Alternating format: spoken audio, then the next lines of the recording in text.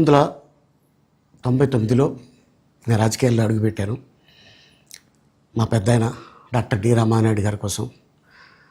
ఎందుకంటే నేను child artist తర్వాత నేను మళ్ళీ ఒక వయసు వచ్చిన తర్వాత నాకు అద్భుతమైన అవకాశం ఇచ్చి ప్రేమ ఖైదీ అనే సినిమాతోటి మళ్ళీ నా కెరీర్ స్టార్ట్ అయింది చైల్డ్ ఆర్టిస్ట్ తర్వాత.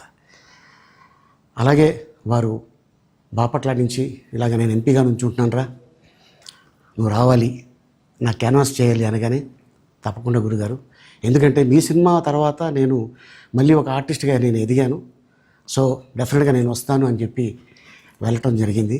అప్పుడు టీడీపీ హయాంలో దాదాపు ఒకే పార్టీలో 20 సంవత్సరాలు నేను ఉన్నాను. తర్వాత మళ్ళీ ఇటు రావడం జరిగింది.